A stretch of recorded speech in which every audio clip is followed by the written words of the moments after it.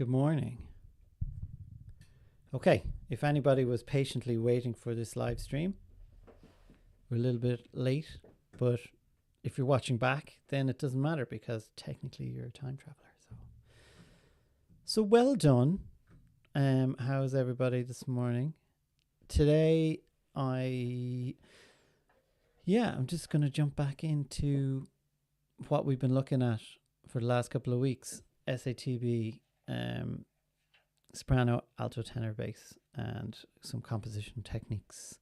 But how was your week? I've just had an interesting discussion about AI. And it's just everywhere. You can't help but you get away from it. But what I've started to notice is much and all is there is the promise of the world changing through AI. There's also now definitely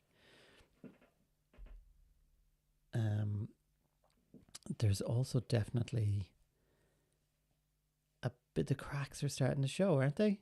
A little bit, where it's kind of like, is this gonna be the thing that is the thing? And I don't know, jury is still out. It hasn't quite delivered on its promise yet. Now, that's not to say that what do they call it? The super intelligent one, the generative intelligence, is it? AGI or super general intelligence? I don't know, one of those ones. That may be yet to come. So I might be eating my words. But so far, what I have seen from AI is an incredibly sophisticated way of solving problems we already have solutions to.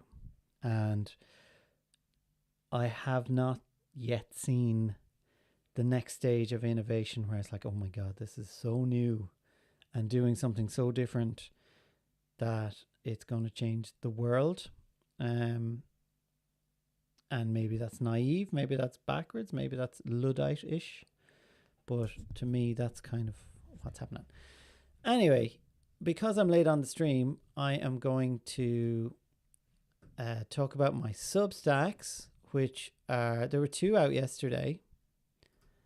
And one of them, I think you're really going to like it. It's kind of related to all this. Relates back to this old 1989 body horror movie called Tetsuo, which is Japanese body horror, where the protagonist gets turns into a cyborg, like metal. He kind of gets half of his, like parts of his body are kind of turned into metal and stuff. But the flip of it is that he starts to kind of fetishize it. He kind of starts to enjoy it. And this idea that Tetsuo is like, we've all kind of adopted the digital world and the virtual world so much so that maybe we could start kind of fetishizing the reality of life and things like that. So bit of an out there concept this week. But have a read. I'd love to know what you think of it. They're out every week. And also the Quiet Creator Studio. This one is about research and archiving. And the difference with the Quiet Creator Studio is this one is designed more so to, as philosophy and, a creative philosophy and how to stay somewhat balanced in a very imbalanced time. And I mean balanced in terms of like your creative output, how you're tending to things, how you're tending to yourself, how you're, how you keep your creative practice alive without burning out too heavily. So that's what that's about. So check them out. Do. Substack is where most of the content lives, and that and YouTube. I'm also working on another long form video of YouTube, and I know I say this every week in the live stream, but it's true. It's coming. It's going to happen. That'll be out in probably about 2 weeks. And also the time of the live stream is going to change from next week. I'm going to be trialing some evenings on the live stream. So if you have an evening of preference, if you're watching this back, do leave a chat. I do read them all. And let me know when you think would be a good time to catch this live and join the discussion, because I am anxious for this stream to be a discussion and conversation starter, and a place where people who are into composition and music production and Logic Pro and orchestral mock-ups and movie music and media music in general can come and hang out and talk about things. Or if you're a creative professional who has any tips about how to stay balanced and how to stay focused and things that help you out in your life. So with all that being said, I'm going to jump over here and bring my screen down. I now realized that I have to use Logic in the lower screen sometimes, so bear with me. Didn't I say I just got the hang of live streaming? Let me see, fit to, yeah, there we go. Okay, you can see that now. Excellent. Let's see if you can hear it. See if I can hear it.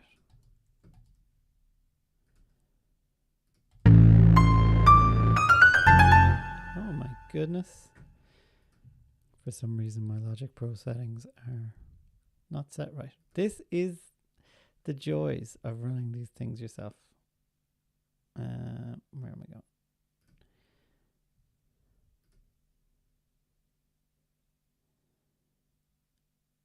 Okay, bear with me. No.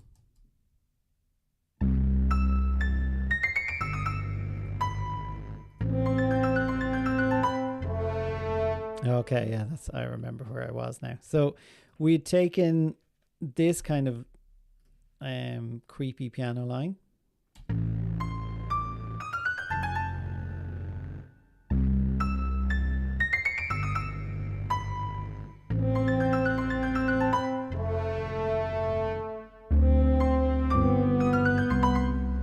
And then we threw in some long brass lines.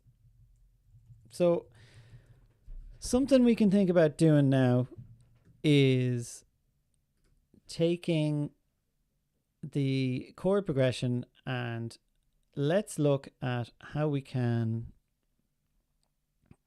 maybe add some harmonic interest to the chord changes. So can we do some substitutions? Can we do some harmonies for your chord progression here? So we've A minor, F, C, G. So we've 6 4 1 5 6 4 2 5 1.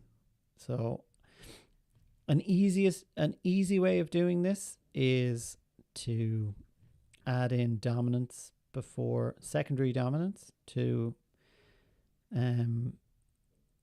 pretty much each of the chords. So you can have something that's going to announce the chord, or you can do it in kind of voice leading way. So let's see what we have left in our initial piano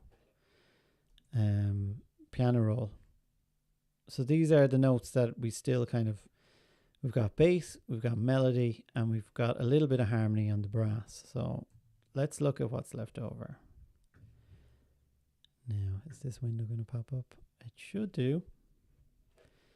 So for an A minor, we've got 5. We've got a 5 and a 3. Now, what we can add here. So our 5. Oh, I've lost my stream. Oh, there it is. Pop back again. That's strange.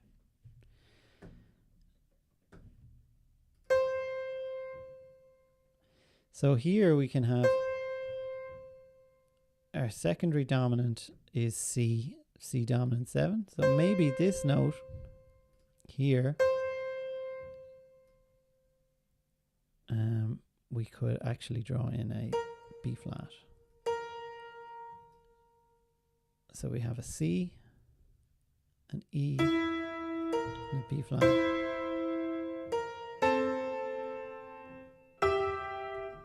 Then from F, let's see where the voice leading goes. F to C. So we need a G dominant. So if we any F's left over, we have an A. This can go to G.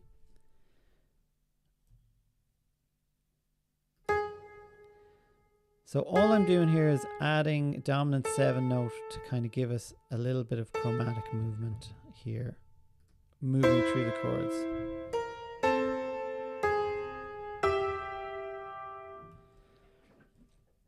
And we might make it its own melody a little bit later on. Then from the G, we're back to the A minor. And this A is here. So dominant of A minor, E7. So we could do, if we want to do chromatic, we could here, or maybe drop it down an octave. Actually, sorry.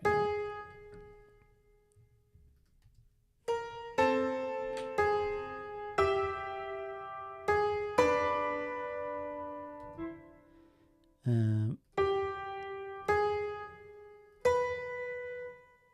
This B, where are we here? There's an A minor, so it's G. And sorry, that should have been D7. That's why. And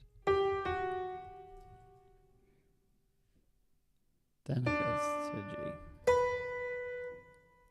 So we could use A, actually. Will be a leading tone into G7.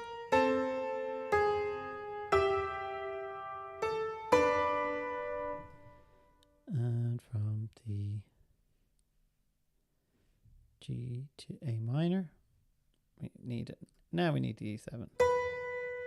So the B will do, still there. And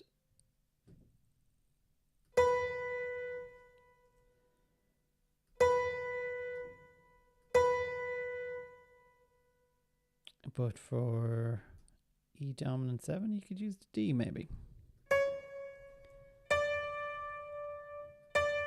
Approach tone.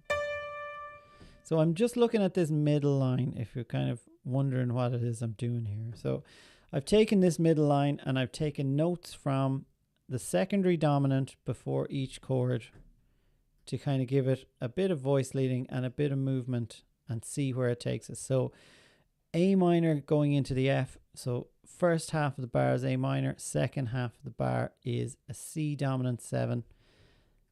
But I'm only playing the B flat, which kind of is outlining the C dominant because we know we have a C in the bass. We have an A in the bass.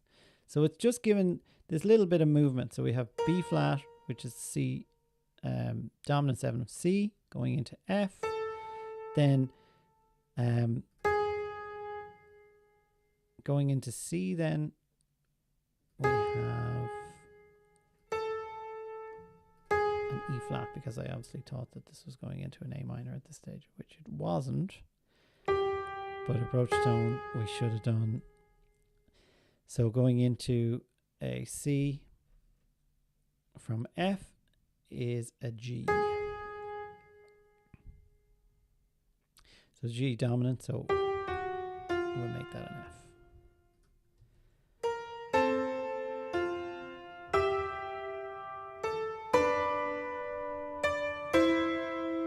So not super complicated, still very kind of harmonically working very well. But when we take out this line and figure out what we're going to do with it, we can either make it a rhythmic choice or we can make it a harmonic choice, doing something somewhere else. So let's have a look at where we are now. So we've got the E7 outlined by the D note there, which is the dominant 7 of E, lead us into an A minor. And then the A minor going to the F, so we need a C dominant. Why does this keep turning off on me? So from C, we can do the B flat again, like before, because it's repetition anyway. And repetition legitimizes, isn't that right, Adam Neely?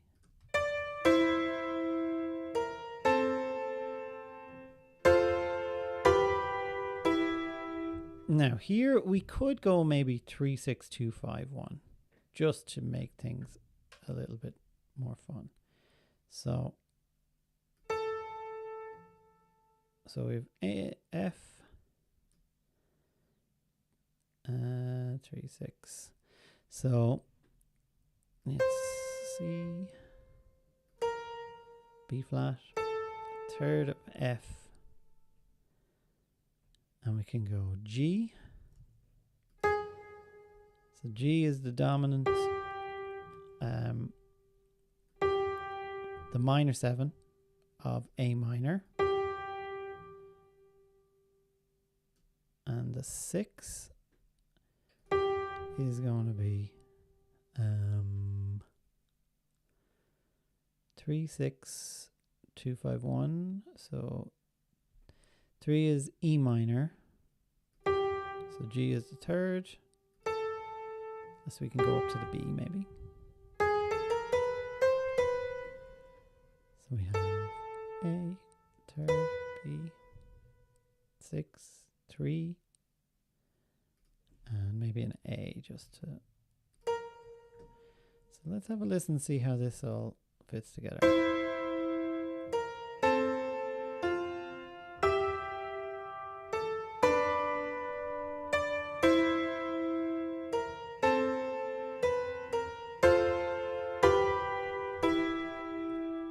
So all very diatonic and nice. And let's take out this line here. So I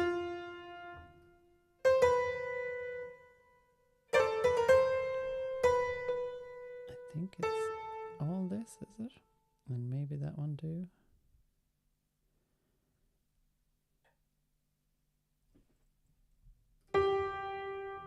Okay, so we're going to take this. Close that window. And we're going to think of somewhere to add this next. So, give myself a MIDI region. And here it is. And we're going to, let's see, this might be nice on some strings maybe. Or maybe some woodwinds. So again, just going to go really straightforward. So we're just throwing ideas out here now. So maybe some clarinets, oboes. Oh my goodness.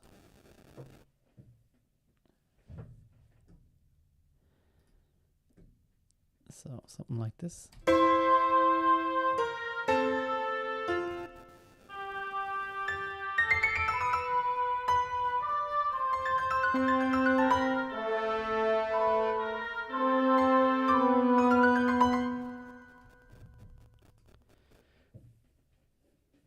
Okay. So putting that together.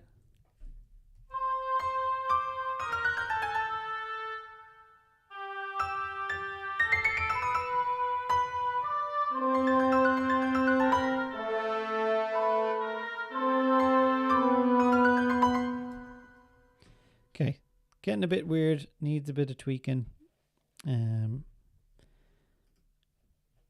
But you kind of get the idea, right? Kind of, sort of. So a couple of ways we can look at this. We can adjust it, adjust the line to fit something else. because this one is the only one that's using the secondary dominants so far. So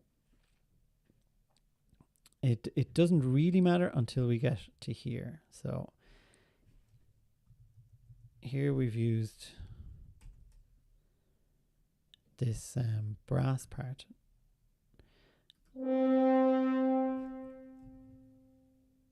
And we know we're playing the fifth. Sorry, playing the third. And we can add in the dominant seven. Doubling up on this note, which is not ideal.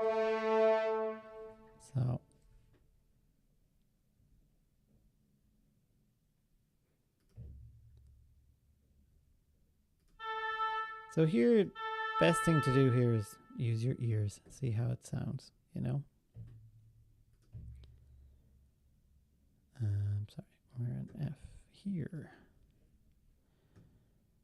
So we've got an A here. And might be nicer. We've got F. So we might make one of these just a C note. Just to give it a little bit of harmony.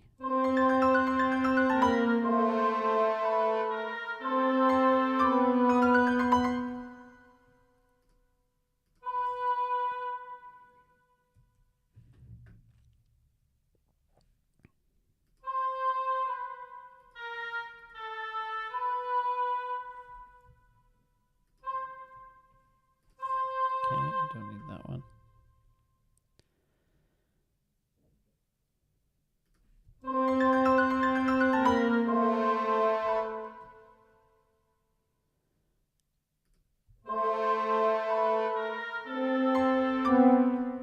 So maybe a round there might be nice.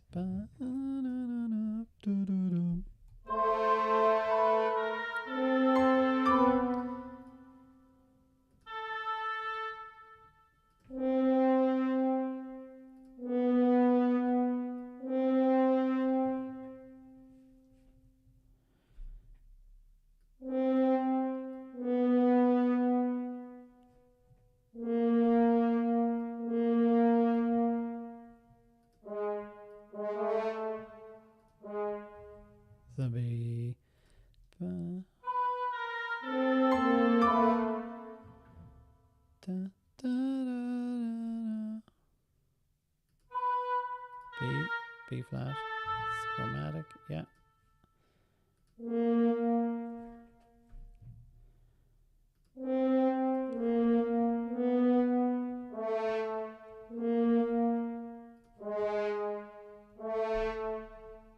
So.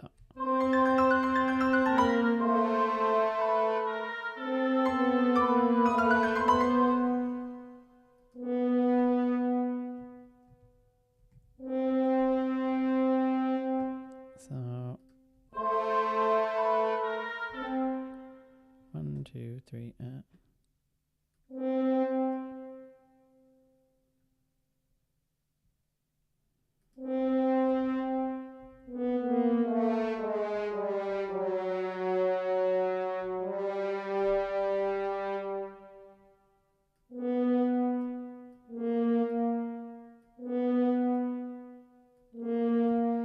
It's like the start of The Shining, isn't it? I keep forgetting to talk there.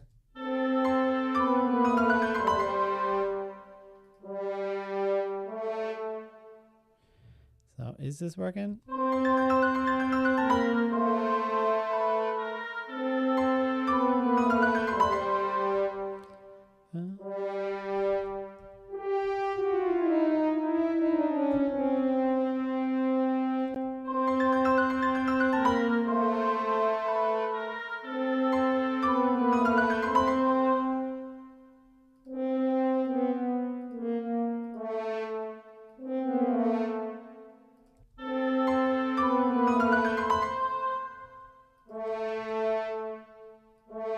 Six is kind of nice there. So again, we're just sketching out ideas here. This is not This is not going to be the finished article by any means. So the point of this, I'm going to go back to my other screen now. So the point of this little exercise is this is just pure exploration. It's throwing stuff together from maybe a harmonic jumping off point, a launch pad, and then just sculpting bits and pieces, throwing things in together and see what fits. This is the type of stuff that you really would like to do that's going to improve your overall writing, or in the hopes, that's my hope for this, is that it improves my overall writing and approach to how I do things. So slightly shorter episode today. Hope you got something out of it. I know that these can be a little bit strange when you just get into Logic Pro, and sometimes your compositional brain takes over and you just go at it. So yeah, let me know in the comments what your thoughts are about this kind of writing. Are you much more structured? Are you very good at just keeping things really organized and keeping I love layering, and I love the idea of several things happening at once, and it's a very delicate balance, and it's something that I tend to fall into all the time when I'm writing.